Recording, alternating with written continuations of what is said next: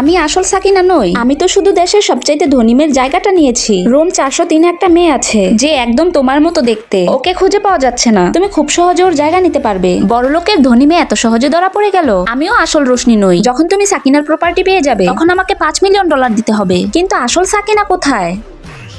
সাকিনা কোথায় আছে তা দিয়ে আমাদের কাজ নেই। আজ থেকে তোমার খাতারনাক ট্রেনিং শুরু হবে। কিসের ট্রেনিং? তোমাকে সাকিনার সব অভ্যাস, সব স্কিল শিখতে হবে। যদি তোমার দুনো রুমমেটের সন্দেহে না পড়ো তাহলেই তুমি সফল হতে পারবে। সাকিনা ফ্যাশন ডিজাইন কম্পিটিশন জিতে গেছে। ও সবকিছুতে খুব ট্যালেন্টেড, কিন্তু আমি তো এসব কিছুই পারি না। শিখতে হবে। খুবই ভালো, তুমি খুব দ্রুত শিখতে পারছো। এবার তুমি টিনা ও কাজলকে খুব সহজে বোকা বানাতে পারবে। হ্যাঁ, ওদের দুজনকে সামলানো খুব সহজ। সাকিনা, আমার প্যান্ট ছিঁড়ে গেছে, তুমি কি এটা ঠিক করে দিতে পারবে? হ্যাঁ কাজল, আমি পারবো অবশ্যই। এই নাও, হয়ে গেছে। এরপর থেকে এমন ছিঁড়া প্যান্ট ফেলে দিবে, আমি তোমাকে নতুন কিনে দিব। একদমই নয়, যেখানে আমার বন্ধুই ফ্যাশন ডিজাইনার সেখানে টাকা কেন খরচ করব? চলো আজকে সুইমিং এ যাই। সাকিনা আমাদের সাঁতার শিখিয়ে দিবে। আমি তো একদমই সাঁতার পারি না। আমার সুইমিং কস্টিউম এখন আসেনি। আমরা সামনের সপ্তাহে যাই। ঠিক আছে।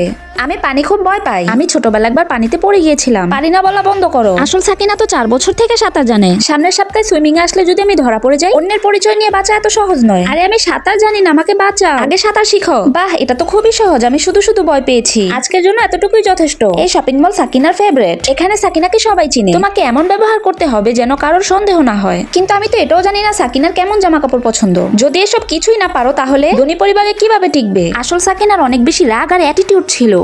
হ্যালো ম্যাম, দোকানের সব নতুন কাপড় প্যাক করে দাও।